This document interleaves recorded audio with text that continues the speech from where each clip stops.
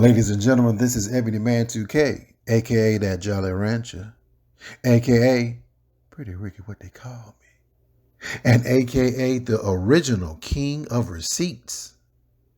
I welcome you to my channel. Today, I will answer the question, why did Just Pearly Things interview Nick Fuentes? The answer will surprise you. Now, as I mentioned in previous videos, Pearl's managers are connected to clowns on the conservative right. Her advisor, Gina Florio Bontempo, is not only Pearl's advisor, but she is also a conservative journalist on the conservative right.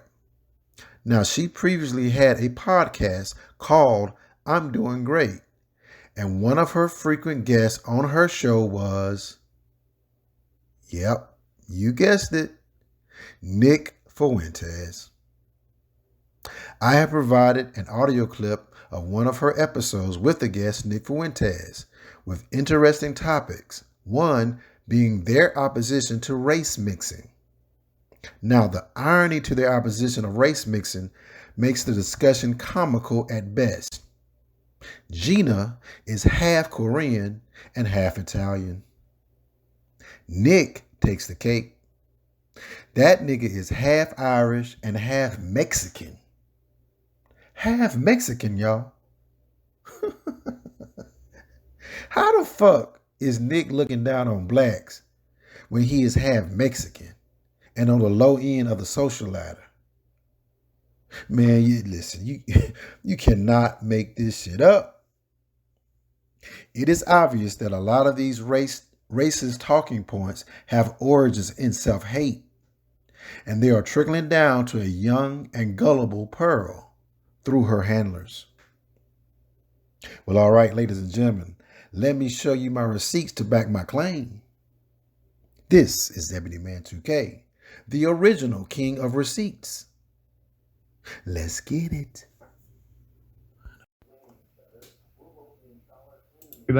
Another episode of the I'm Doing Great podcast with myself, Mike, and our co-host Gina. We have a very, very special person in the studio today.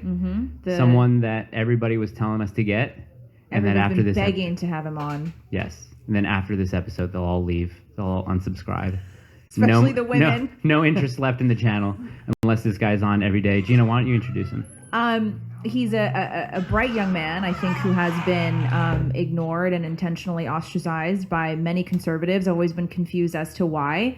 I don't watch his live streams, but I've seen a lot of clips, and I'm very intrigued by this guest and a lot of what he has to say. And I think that he has been painted in an unfair light in the conservative movement, especially. I mean, obviously leftists hate him, but I find it very curious and interesting that most conservatives, obviously they're all mainstream conservatives, they just refuse to have him on their show, and they refuse to listen to him, and they call him Nazi, sexist, misogynist, and they use all the same tactics that leftists use towards him. But like I said, I think he has a lot of interesting things to say, and he is, of course, the Rosa Parks of the young generation of America. Everybody, Nick Fuentes, thank you for coming on the show. Hi, yeah, thank you for having me. I'm excited to be here. Yeah, it worked out great. So you were driving up from Florida, right, where you had AFPAC? That's right, yeah, okay. Driving up from Orlando to Chicago. Yeah, and before we get into AFPAC, for those of you who don't know, Nick is on a no-fly list. That's right, yeah, so I can't board an airplane in America, so I just have to drive everywhere now. Did they give you like a cool little certificate or something that at least you could frame? No, yeah, that's the thing. I didn't even know I was on it until I went to the airport, and then they told me, yeah, you can't get on the plane today. Because I would do that. Right, yeah, so would I. Oh, definitely. It's got to be an honor. Wait, yeah. I forgot. What was the thing that got you put on the no-fly list? January 6th. Oh, of course. Yeah. Gina, can you just point the mic at your mouth? Is it up a little bit? No, it's just pointed off and to the left. Just point it at, like, turn the base and point it at your mouth. How's that? There we go. Better. Nice. Cool. Great. So it was January 6th. I remember that there were photos circulating and people were like, Nick Fuentes was here, but some of the photos weren't even of you. They were just of some lookalike. Yeah, and the guy didn't even look like me. It was a totally pixelated, like low-res picture screenshot, actually, from a live stream, and he was wearing a different outfit. I was wearing a suit and like a long coat, and this guy had a beanie and a scarf and like a regular jacket. I'm like, But that's probably what did it, because that's what Right. triggered the investigation, as people said I was in there. Wait, but you were just there? Or they're saying you were just there, you had something to do with it, which is why you're on the no-fly list, or were you inside the Capitol? They were saying I was in the Capitol because of that picture, but I was outside. Oh, I was okay. on the lawn, so I never entered. You were never even in there. Mm-hmm. That's so bizarre. So this is why we joke and say that Nick is the Rosa Parks of the younger generation, because before you got kicked off of Twitter, I was just telling you before we started rolling that probably my favorite tweet of yours was, well, I've got it worse than Rosa Parks because at least they let her on the bus, which I thought was great. So tell us a little bit about AFPAC. I know you had your third annual AFPAC. What is it and how did it go this year? Yes, so this is our annual conference. It stands for America First Political Action Conference. This is our third, sort of like technically our fourth one. It was our biggest one ever. We had 1,200 people there. We had our special guest was Marjorie Taylor Greene, of course, representative from Georgia.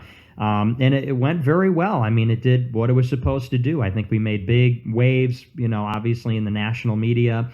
And it was kind of a victory lap for us because, we've been put through hell. We've been censored. We've been persecuted by the government. And there was a lot of people wondering if we would even survive, if we would even be here at this point. And the point of AFPAC 3 was to say, yeah, we're here. We're not going anywhere. We're going to win. We're going to take it all the way. So I thought it was a great conference. So tell our audience, what does America First actually mean? Well, it's sort of interesting. I defined it last year because a lot of people call themselves America First these days. I'm not the only one.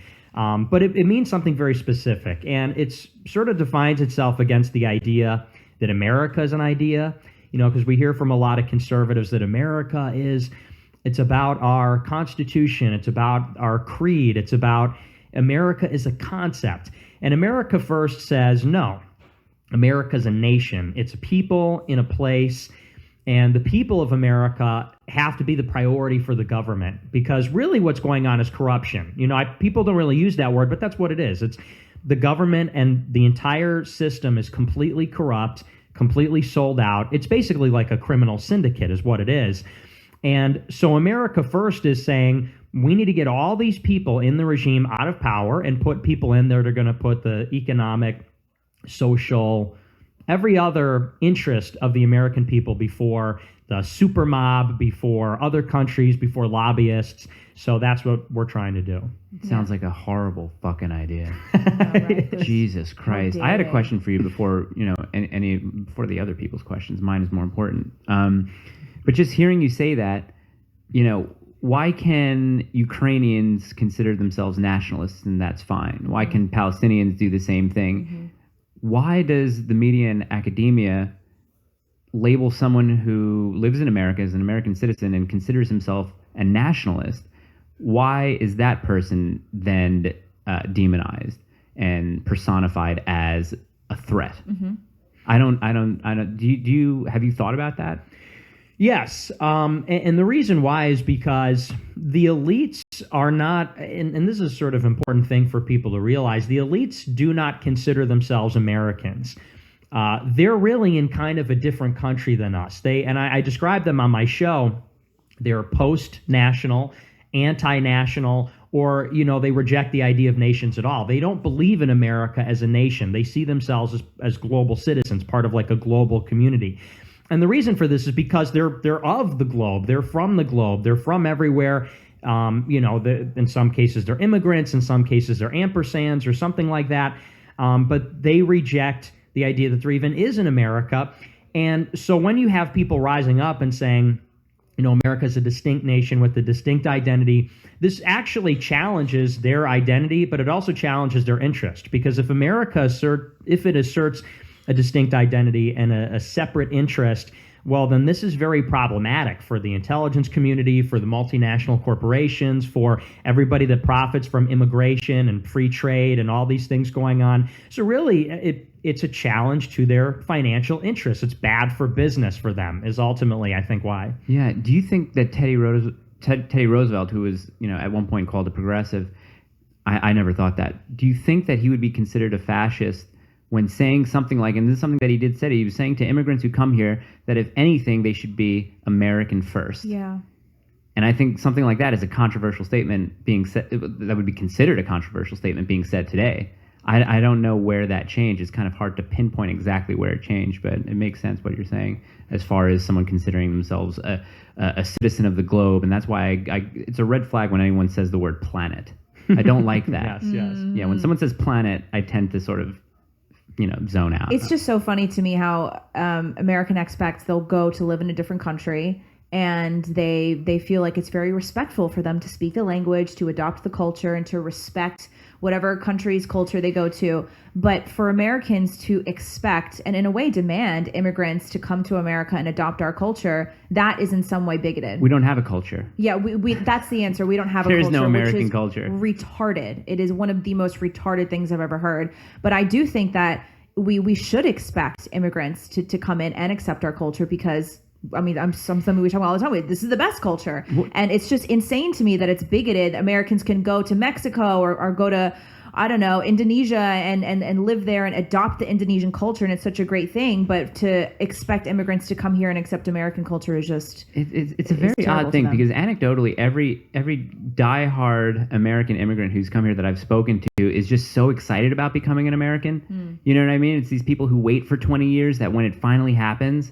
and they get that citizenship, they're elated and over the moon. You know what I mean? Like when my grandfather came here, he was sadly killed shortly after he became a citizen, but he was just so excited. Yeah. And I feel like there are people, especially immigrants, there are people who still feel that way coming in, but I think even seeing the way that America's devolving, they're probably like, I'm not going there Well, anymore. now that we're on the immigration train, let's talk a little bit about immigration and where you stand on that. Are you someone who thinks that we should just close the borders altogether for a while and even have put a hard stop on legal immigration? Yes, I think there should be no more immigration indefinitely because we just have too many people right now, and they're pouring in, and this is where I would draw a line even against Trump, is it's not just illegal immigration, it's legal immigration too. And what meaningfully is the difference between illegal and legal? Because illegal immigrants these days, there's not really much that they don't have access to that citizens do.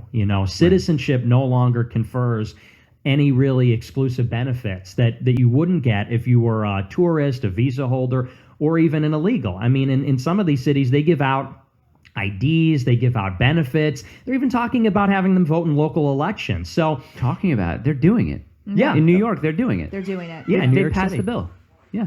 Right. So it's real, it's happening. And what's more is it gets to the point of what are we really trying to do here? People say, well, they have to come here legally. Well, why do they have to come here at all? I mean, why do we need people here that don't speak English, are not educated, have nothing to offer us, and people that are going to change the country? I mean, what a lot of people don't think about is these immigrants got to go somewhere. And, they're going to come to your neighborhood, they're going to come to your city eventually, and they're going to change it. They're going to meaningfully change the way that it is. And if you love your home, why would you want that to happen? People love to talk about diversity and all this. Well, I come from Chicago.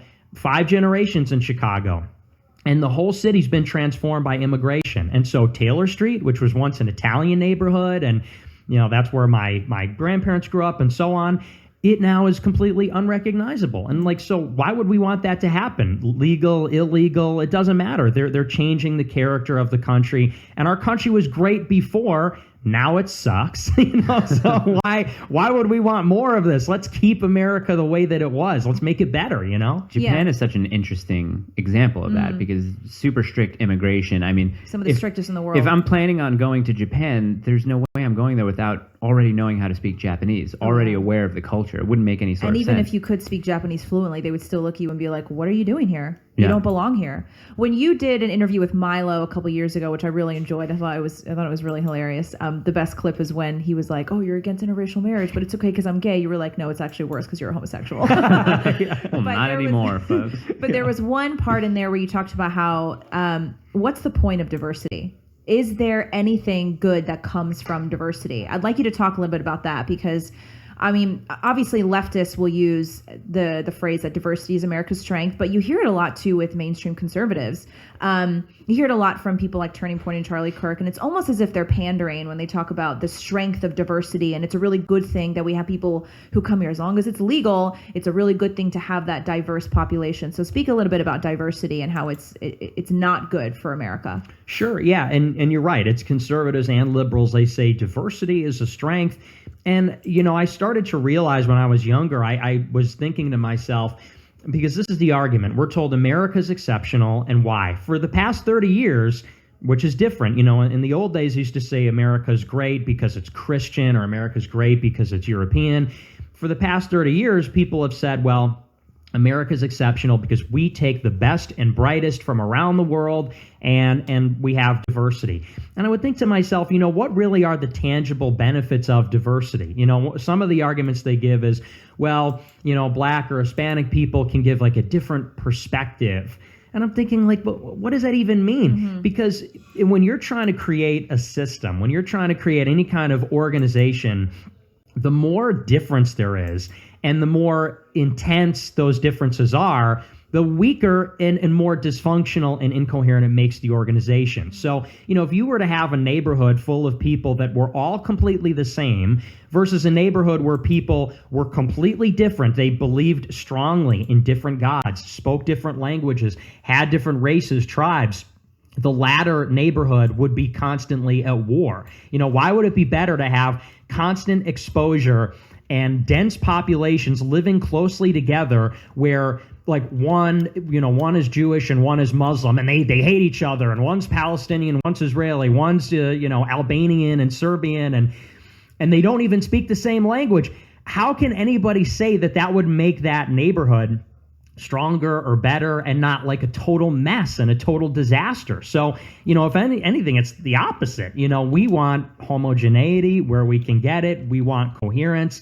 We want a society where people are on the same page and they can get along together. Not a place where, it's schizophrenic, which is kind of like what we've created here. It's chaos. Well, it's like how leftists like to point to the Nordic countries, and they say, oh, well, the best system is in Norway, Denmark, where they have all these, the welfare state. And one of the reasons why people have no problem paying 60% taxes and establishing a welfare state is because of the homogeneity. They feel like everyone in their country and their neighbor is their brother because they're from the same place. I mean, of course, they also have a fraction of the population. It's like Denmark is a population of LA. But I mean, it also has to do with the fact that they are all from the same place. And so they really feel that brotherhood and that familial sort of feeling that America really, really lacks. So I see what you're saying, but I think a lot of people, they like to attack you and say, oh, well, so, what if there's a Muslim person or a person from Asia or somewhere that has adopted the American culture? Is that somebody that you don't want in America? And that's obviously not what you're saying. Right. And here's the thing. America can obviously have people that are different, but you almost have to sort of reframe the issue because they say, oh, what? You don't want immigration. What are you, racist or something? What's being proposed to us, propositionally positive, is to remake America. Take America, which it was one way, radically transform it into something else through massive, unprecedented immigration from like the worst places in the world to make a new nation. And then they're like, oh, well, if you're not okay with this proposition, which is underway, there's something wrong with you. What are the arguments in favor of this? This is something that is underway. It's yet to be completed, but why don't we hear an argument from the proponents of diversity? Why is this better for me? Why is this better for America? It's always on us to say, well, oh, so these guys aren't American or this and that. And it's like, this is being done to our country. This is like a very radical transformation that is being imposed on us. And it's almost like we have to argue like why it shouldn't happen. Shouldn't they have to make the case for why it should happen? America was working. It wasn't broken. It seems to be getting worse. And yet, again, we're always on the defensive, always on the back foot, explaining why we should not have to have this happen to us. I think it should be on them to explain, what exactly is the benefit here. Can a proponent of that idea, could they possibly point to like Ellis Island in the early 1900s, like that sort of historical reference, or is there a little bit of nuance there because the country was completely different back then? And because I would assume the majority of those immigrants who came here, not immediately, but over time, pretty much assimilated as as Americans. I don't know. Could they say, look at New York in the early 1900s, look at all the different types of people. But again, the large majority of these people were coming from European countries. Right, yeah. There's another thing I wanted to ask you about, which we've talked about on the show before, interracial marriage. A lot of people were asking about this. All three of us are technically products of interracial marriages. All three of us who? Nick? Yeah, because your dad is... he's half Mexican. He's half Mexican, oh, so not as much. That's where the Fuentes come from. Yeah. Sure, but I think this is a really interesting topic. Our audience likes to hear about it. One of our first episodes, Mike and I kind of got into it and just talked about what are the effects of interracial marriage. And so I heard you talk about it a little bit in your interview with Milo, but I want to hear your thoughts on it. Yeah, this is like my most controversial take. And everyone's always asking me. And I'm not a hater about it, and I'll say this: I don't think it's morally wrong necessarily, but I'm just old fashioned in a certain sense. Like I tell people, like I want a white kid. I'm white. I have green eyes. I have light skin. I have wavy brown hair. I want my kid to look like me. I don't want to have a black kid. It's not because I don't have. Super bigoted.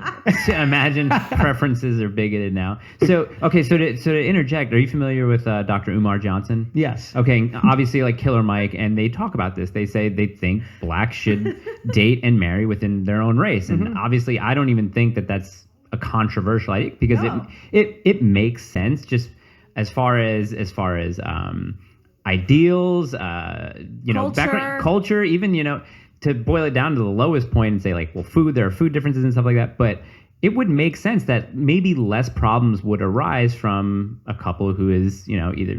But even then, I don't know. Yeah, I don't know how I feel about this. I'm really interested to hear how you feel about this. Last time, I will interject before you go on too, is that you can't deny that it is objectively more difficult to have an interracial marriage. My parents are a great example. It was very difficult. My dad's born and raised in America, but he comes from an Italian family in New York, and he met my mom in South Korea, and it was a huge adjustment period to get married there and to bring my mom to New York and move in with his American family, and it was a not only to say a culture shock, but it was a really big strain on their marriage in the first few years that they were together. And they weathered the storm and they're still together and they believe they're soulmates, but you cannot deny, and they of course admit this too, that it is so much harder to maintain a strong marriage and to go down the path of having a strong nuclear family when you have people from completely different worlds. So I can kind of understand what you're saying, but keep going with what you were saying earlier. Yeah, I was telling this to Louis Theroux. I'm surprised because I did the Louis Theroux documentary, and we talked about this for a long time. And ultimately, the thing is, like, I could give you a lot of reasons why it's a bad idea, like, the higher likelihood of mental illness for the children, higher rates of domestic violence, and higher rates of divorce, and so on. But that would be a rationalization. I just think people should stick with their own. I just think that I love my identity, and I want my kids to participate in that. Because I come from, I identify with the Italian side of my family, and I want an Italian family. I'm Irish and Mexican, and it doesn't need to be. People always use that to say, "Oh, well, your last name's Fuentes."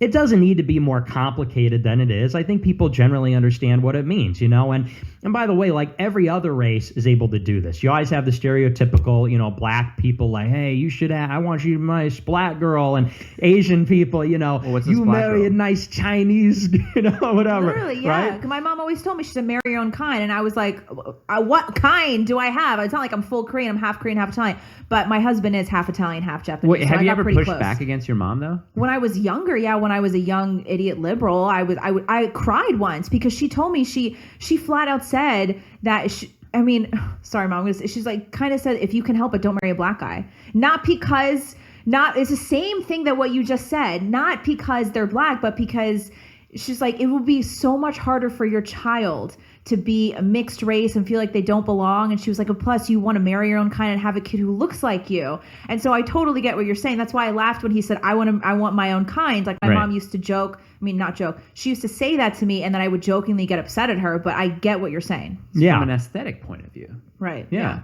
I mean, in Korean culture, my mom says that when a couple looks like they could be related, it's actually, they see that as a good thing. They see that it's probably going to be a strong marriage and they're going to have a really strong family. And people, I mean, they think that they're being mean online, like, well, you and your husband look like you're related. I'm like, thank you, because that means that we're meant to be together. Same with me and my wife. Yeah, my wife's red hair too. Yeah, you guys too. Yeah.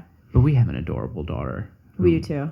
Kind of looks the way I imagined my child to look. Same. So. Yeah, she does look like the mix of the two of you. Now that I've presented my findings about Hannah Pearl Davis and her management team, I'm sure there will be pushback from Pearl and her naysayers. If you look on the screen now, I have made a list of her anticipated responses with my replies to those responses. I imagine the conversation with Pearl would go a little something like this. Pearl, don't pay attention to Ebony Man 2K. He is just a small YouTuber. Ebony Man, regardless if I have 1 sub, 1,000 subs, or 1 million, I am thorough in my presentation with credible receipts.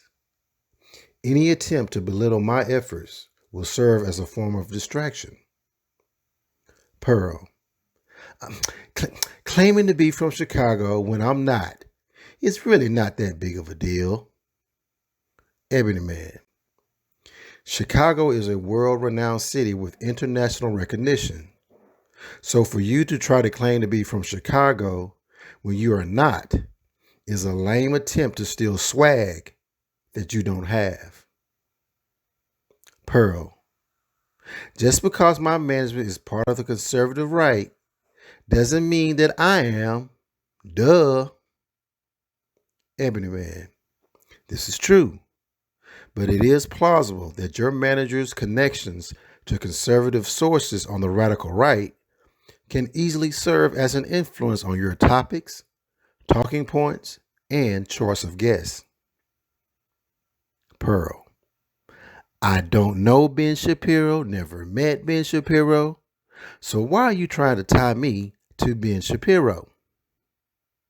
Ebony Man, just because you don't personally know Ben Shapiro doesn't mean you're not heavily influenced by his ideology through your handlers, Kobe and Gina. For instance, your thoughts on abortion are almost identical to Ben Shapiro's. Ladies and gentlemen, this concludes my presentation of the truth about Hannah Pearl Davis, aka Just Pearly Things, and her management team. I have given you receipts of Pearl's background and where she is really from. I have given you testimony of her immoral business practices from an ex-colleague. I have given you a full background report of her managers Kobe DeVito and Gina Bontempo. And lastly, I've shown how Pearl could be highly affected by the ideologies of Ben Shapiro through his media empire, The Daily Wire, from her managers Kobe and Gina. Well, all right, I hope this presentation has been informative, and feel free to share this video with others, because it is obvious that Hannah Pearl Davis is not who she claims to be, and she does not have our best interests at heart. It appears that Just Pearly Things is being used by the radical right to conquer and destroy people of color. This is Ebony Man 2K, the original king of receipts. Peace, and I'm out.